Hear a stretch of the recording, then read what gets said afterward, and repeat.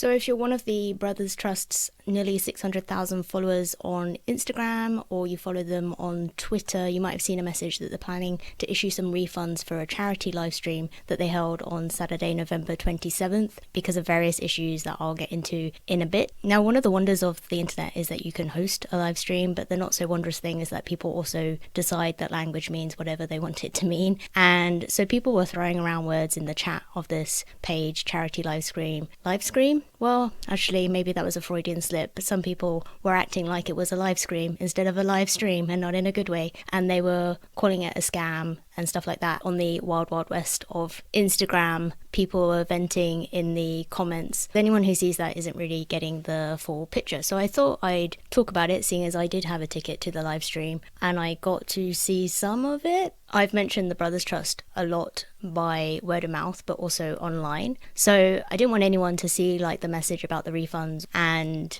be wary of donating. For existing fans who didn't take part in this live stream, it's also kind of off-putting if you don't really know what went wrong. So I'll talk about what all the problems were that they had and guess at why they had those problems, and they're perfectly solvable problems, so they could do things differently next time. And the third thing is, like I said, because I have talked about the Brothers Trust a lot to people, I don't want to look like a muppet, but I'm not worried about looking like a muppet from my own reputation's sake. It just really concerns me that people would maybe not join in with something like this again in future, or not donate because they just see a little bit of chat about this paid event going wrong and see other people throwing around words that they think they were scammed on various different levels. Instagram especially is a very difficult place to verify information about anything ever. You quite often can't trace the source of information. They don't make it very easy to leave links, obviously. And then just the nature of their comment section as well, where people typically don't write a lot, means that you never really get a lot of information either. So this live stream was part of a whole series of fundraising events to coincide with the premiere of Spider-Man No Way Home, which is coming out in December as I record this. Tom Holland plays Spider-Man.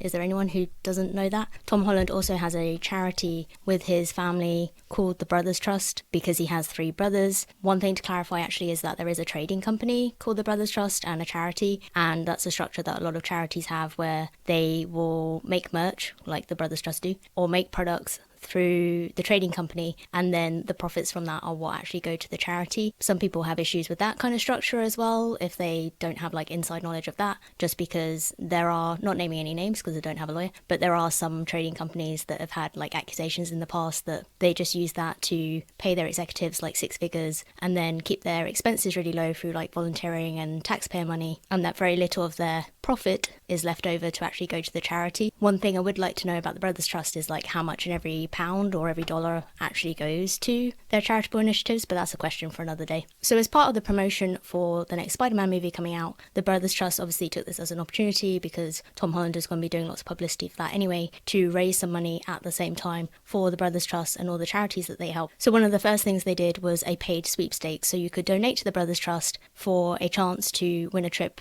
to the premiere in LA and get to meet Tom Holland, see the film, obviously. Somebody has won that already. And then the live stream was meant to be like a second opportunity to win that prize by guessing. The brothers were going to play Pictionary, and whoever guessed what films they were drawing in each round, those winners then went into like a final round where one winner was drawn, and that person gets to go to the premiere. So no problems there in the sense that those people have legitimately won prizes and will be going to the premiere. And then there were some other things running as well that were also winners announced during this live stream, so people could also donate and in return get a chance to name Tom's future dog. Fans of Tom Holland, I think they know his dog better than they know him. They don't know him at all, so that's not difficult. Who's Tessa? His dog! Oh my gosh, educate yourself.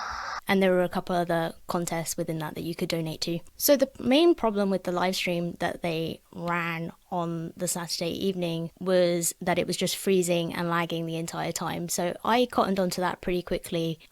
And if you refreshed it, you could get it to restart again. It would then sort of immediately lag or freeze, so there was a lot of refreshing going on. I did miss quite large portions of the live stream, and I think a lot of people just don't realize that that's a thing that you could do. It wouldn't have helped that much, But if there had been like a moderator to say like, well, if you refresh the live stream, that might fix it for a lot of you, that would have been good. I couldn't see any moderator at all in the chat. And also the chat for this live stream was just absolutely insane. So just to clarify as well, Tom Holland wasn't meant to be, and his brothers, they weren't meant to be like personally managing the chat. They weren't meant to be trying to like host and present and do the contests and do the pictionary and everything and be there like responding to the messages in the chat. The Brothers Trust had partnered up with a company who, the impression I got from what was said was that they were the ones who had sort of like set up the platform to do all of this, because if you're going to host a large number of people to watch a live stream, you need to pay for the proper software to do that. They mentioned they were using Zoom, so they must have been using the professional version of Zoom, but I don't know if they actually did have enough capacity for what they were trying to do, and they had just no controls for the chat whatsoever. So one of the problems might have been that there were too many people there compared to how many tickets were sold. So they did say if you buy a ticket and you get the link, don't share the link. I counted at one point like over 3,000 people. I think that was before it even started, and I don't know that they actually sent out 3,000 links. In fact, they can't have done, because of people afterwards saying that they paid for a ticket and never got emailed a link. So there were possibly people accessing the live stream who shouldn't have been accessing it, and then there were also people who paid for it who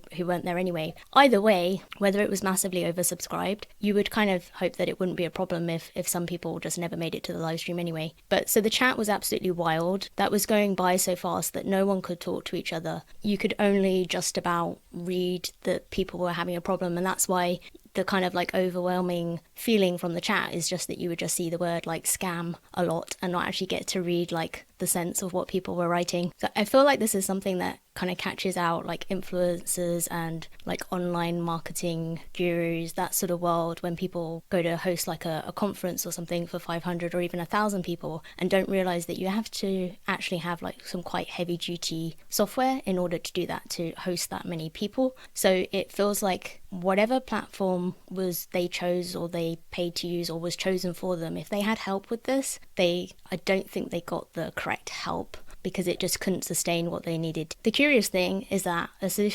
solution to this is that they might have actually just been better off on YouTube. So the Brothers Trust already has a YouTube channel, and I'm pretty sure you can do members only live streams. So if you wanted to sell paid tickets to a live stream, you could sell a channel membership and have that be the donation. As I'm saying this, I'm thinking there's probably a really good reason why they don't do this. It's probably something to do with how charities receive money. In my layman's perspective, I'm like, well, if you sell a ticket to something on a website and the trading side has to give the profits to the charity, see why that would be different from selling a channel membership so that people can access a live stream and then moving those profits over. But I'm not an accountant. But on YouTube, you can do all kinds of things. Like you can have slow mode, which slows the chat way down so that it's not going by crazy fast. People can actually read what's being put. You can obviously have moderators. A really key thing about moderators is they can put people in timeout if they are spamming. So the other word that came up last night, not because people were typing it, but because they were doing it, was spam. This was like one of the most spammed live streams I've ever seen. And I don't just mean people spamming like,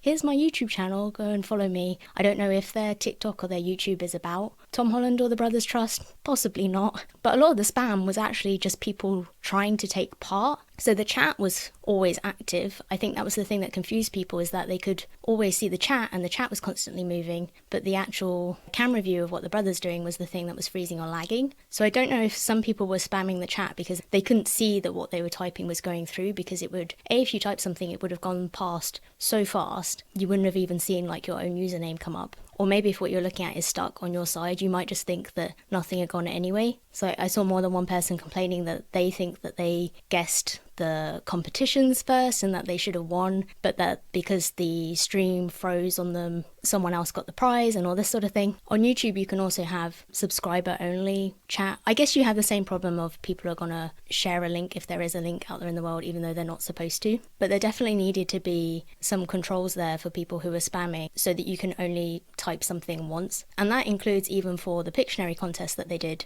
The brothers said, like, as soon as one person guesses what the film is, that's the end of that round. But people were spamming like the same guess like hundreds and hundreds of times, and multiple people were doing this, so that thousands of them were people just guessing the same thing. And they must have been able to see, because the chat was still running, they must have been able to see that like someone else has already guessed it. But I guess because the actual stream was frozen or lagging, they were thinking like, well, they haven't announced who the winner is, so perhaps I will still be that lucky unicorn who will win, even though I clearly wasn't first. And some people just have the mentality that even though the prize is like whoever guesses first, they're like, well, if I write it 100 times and I say it the loudest and the most, maybe I'll win something. And that's just not how it works. But then again, because the stream was freezing and lagging, perhaps they never even heard the part about how that worked and that's how the winner was going to be chosen. Because there were also people coming in at the end of the live stream and being like, so when's the pictionary starting? YouTube does live closed captioning now. So that's kind of an accessibility issue as well, because anyone who needs closed captions as an aid, you would have had no hope. And if you were trying to use something else to like transcribe what was going on, to tell you what was going on, you would have had no hope. And you definitely wouldn't have been able to get any of the things that you need from the chat, which is usually like some community building, getting to talk to other people who are there, getting to sort of follow what's going on. The other thing you would normally have in a live stream is like a moderator who's like, okay, we're doing this now, so this is what you all need to be doing, or we finished that round now, you can stop typing those answers, or whatever it is. I'm autistic, I had to blank out the chat at times because it was just going past so quickly. The speed was stressing me out, but also every time I looked at it,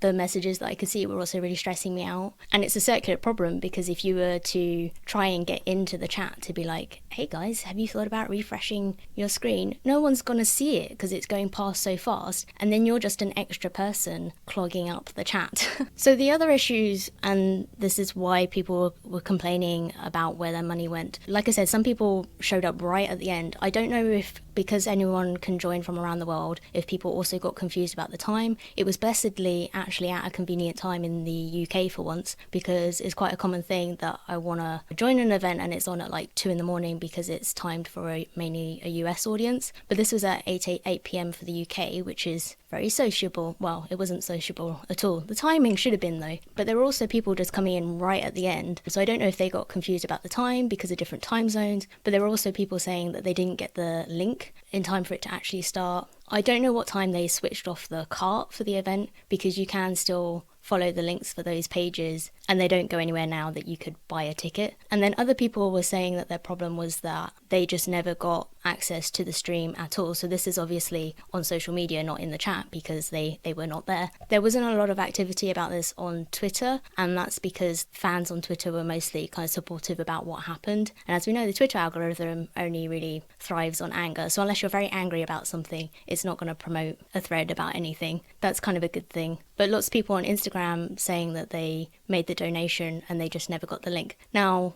Gmail and Outlook unfortunately think they're very clever and decide for you what you would like to read. And if you've never bought anything from the company that was hosting this before, there's a chance that it would be like, well, you've never received anything from these people before. It's not something you'd normally open or read. We're just going to put it in your spam. So it's one of those things where you have to kind of hunt around for it. I know for my one, it like automatically went into like my promotional inbox. This isn't the Brothers Trust fault at all. This is just how Gmail and Outlook and those email service providers work. But from my point of view, it's like I paid for something, it's giving me my ticket for something. That should be in like my main inbox. But they have all of these rules that a computer decides based on how you normally behave. Anything that it thinks is like advertising, entertainment is quite often not going to put in your main inbox, because that's supposed to be the place where you work, or that's not what you normally open in your main inbox. The official message from the Brothers Trust on social media said, our live stream was a great success, but we're aware that some technical glitches occurred and there are people who could not watch. Our administrators are digging into this now, and anyone who couldn't partake, we will of course provide refunds. We all employed best endeavours and did our utmost, but we are at the vagaries and mercy of technology. Please bear with us, and thank you all for supporting us in our efforts.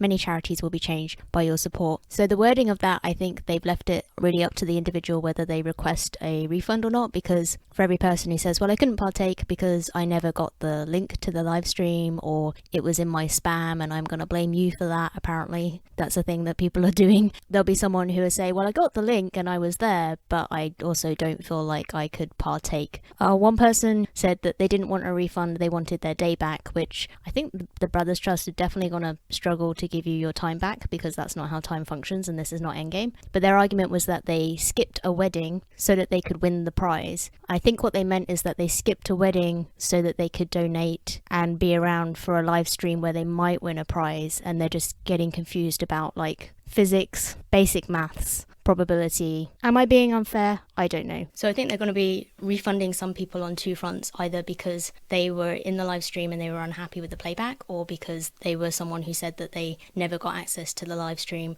at all. They did ask fans not to record it, and some people's response was like, okay, but are you going to record it then? Because if people couldn't watch it at the time, they also can't watch it after the fact, even though they made the donation. So in terms of what they could do differently in future, because anyone could have been affected by the problems they have, I get like anxiety on other people's behalf whenever they say they're doing something live. The internet connection, technology, it can all go very wrong anyway. But if they did something like this again in future, I just wonder if they should be on another platform with a lot more control, but also with just like a lot more moderation. Like somebody needs to be in there actually like shepherding the people. You basically need a community manager. Now I keep saying the word donation because the other thing that I noticed, which I don't really agree with, is people making demands of the Brothers Trust where they're like, I paid for X and I didn't win a prize, therefore I want a refund. It was made very clear that you were donating to the Brothers Trust, and they do normally work on the principle, like I said, they make merch, so quite often a lot of the fundraising that they do, you make a donation and you get something physical in return, and on this occasion you get a virtual event in return. However, I really don't understand the mentality that you would donate to something and then when you don't win a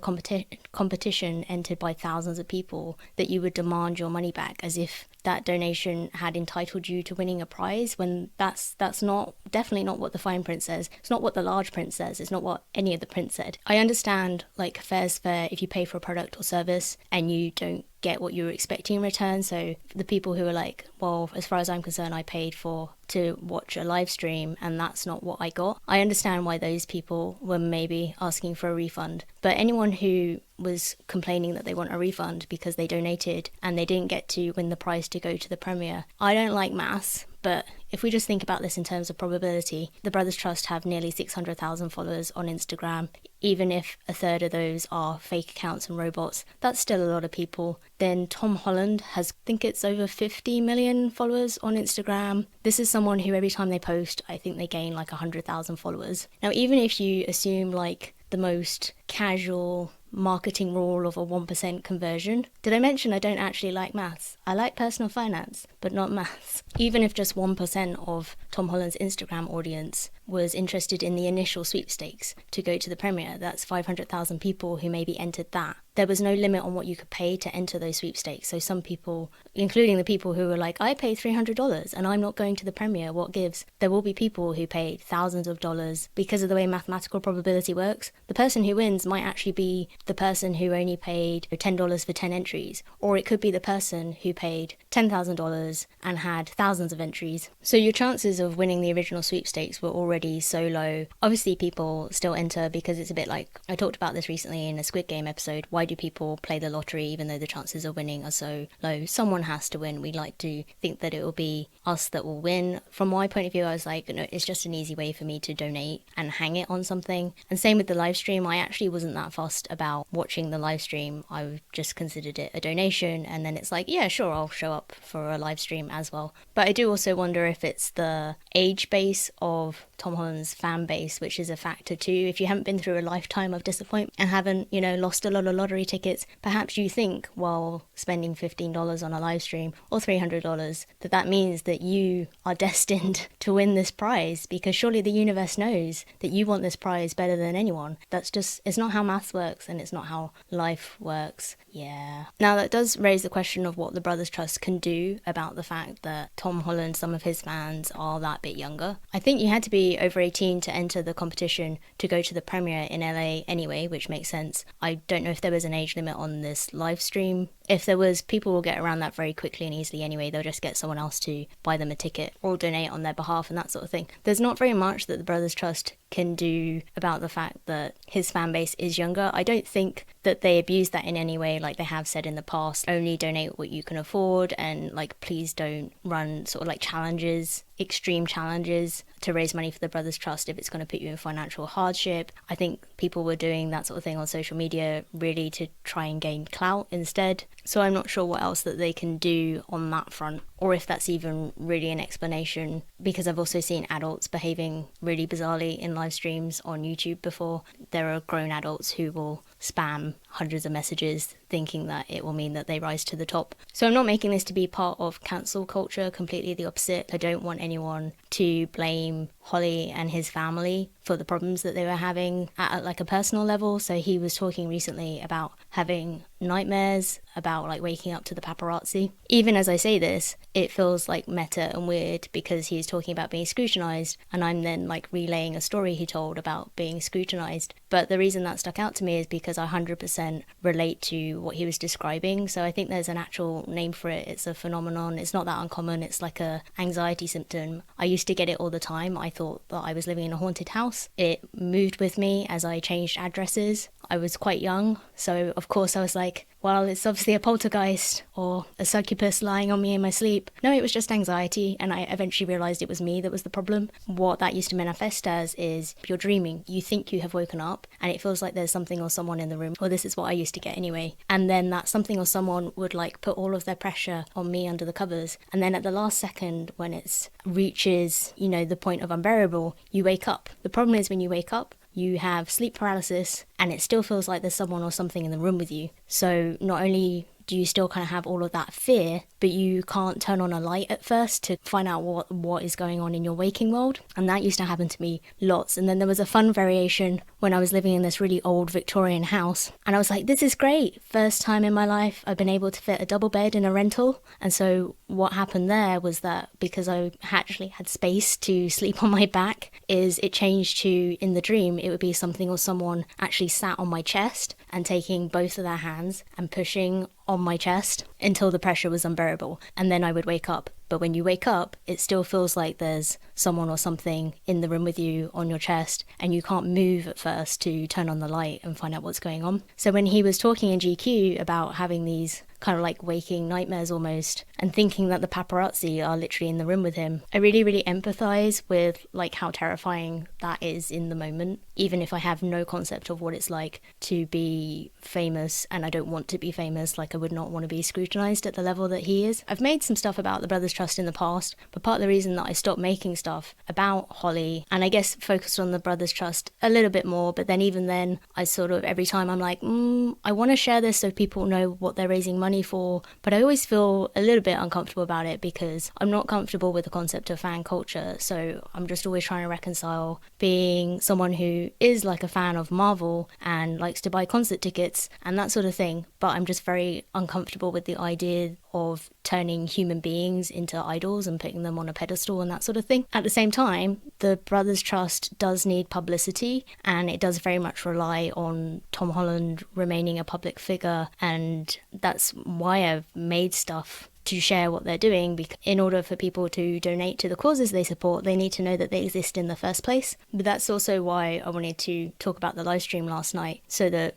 people actually know what the problems were, instead of just seeing like people complaining in the comments that they got scammed on Instagram or wherever, and not actually getting the detail of what the problems were. So I have said before as well that like the danger of me making anything about whether it's Tom Holland or Harry Styles or anyone is a public figure is that I'm sort of tied to them, and I don't think anyone cares who I am. And I'm not a financial advisor, so I can't ever give financial advice, but something I say might influence someone else to buy something or make a financial decision. I know some people think that you're only an influencer if you sell diet tea, but if you have more than one follower on social media, even if all of those followers are your friends and you are posting stuff for them to consume, then you are influencing them. Even if you don't make money from it, you're influencing those people in your life. And as Uncle Ben never said, because he never actually says this in the comics, Oh my gosh, educate yourself. with great power comes great responsibility. So I'm very conscious that across the podcast and 3 YouTube channels and 2 blogs and a mailing list and all these other platforms, I have like a small following on each one. When you add it all up though, it's thousands of people, and would never want to like lead anyone down the wrong path. But I also think that we're all human and not everything can be perfect all the time. I don't think Tom Holland or his mum have a background in charity management, and it does mean that any mistakes that they make, they have to make very publicly in front of the people who care about it the most, because fans are like the most passionate people that hold you to the highest standard already anyway. And obviously people do just have an expectation that if they're donating to something or they're paying for something, they expect it to be 100% professional and perfect. And it seems like the Brothers Trust were very reliant on some external help that wasn't that helpful. But I don't want Tom Holland to have any nightmares about it. I think the Brothers Trust are genuinely trying to do good work with the money that they raise, and you can see where the money goes and the causes that they donate to. They do make content about that stuff, so by all means look that up. I would say only donate if you can afford it. If you can't afford to say goodbye to that money, you shouldn't be donating in the first place. I definitely don't recommend ever donating to something towards competition entry and then demanding that you win the prize, because that's not what you donated for either. I would only donate if you genuinely want that money to go to the causes it supports. And I would also say do give the Brothers Trust another chance in future, whether it's a live stream or something else, if you can afford it. And here's a concept: if you can afford it, you don't have to wait for them to be selling a mug or a live stream or whatever it is. You could just make the donation, because that's what it's really about.